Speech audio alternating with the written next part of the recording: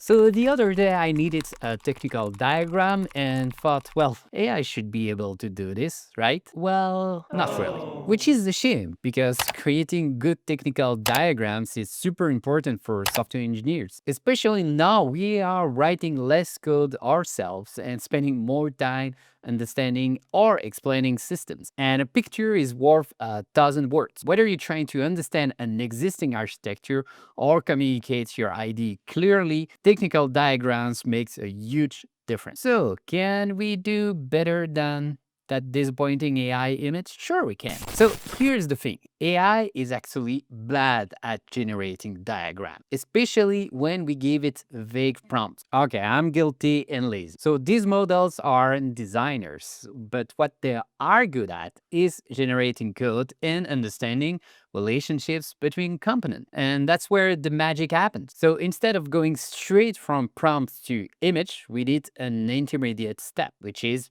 diagrams as code that generates diagrams. And there are several frameworks built exactly for this. One of the more popular ones is Diagrams. It's a Python library that lets you create beautiful architecture diagrams using official cloud icons from AWS, Google Cloud, Azure, and more. But the downside is that it's Python based, so it can feel a bit heavy if you're just trying to sketch something quickly. And still, you could ask an LLM to write the diagrams code for your architecture, run the script, and boom, you get a PNG diagram. And if you really want to automate the workflow, you could put that into a CI/CD. Also, if I rubber ducking this, you don't always need AI for this. If you are already using Terraform, for example, you have different framework built in to generate a graph dependency and picture, but also TerraVision, which is basically based on diagrams to build from the Terraform graph, and also Mermaid, which is based on Mermaid to generate again the Terraform graph. Speaking of Mermaid, if you want something lighter and Markdown friendly, it's a great option. The good thing is that it lets you write diagram in simple human readable syntax, and because it's JavaScript based, it's easy to integrate into other tools like Obsidian if you want, or VS Code, Cursor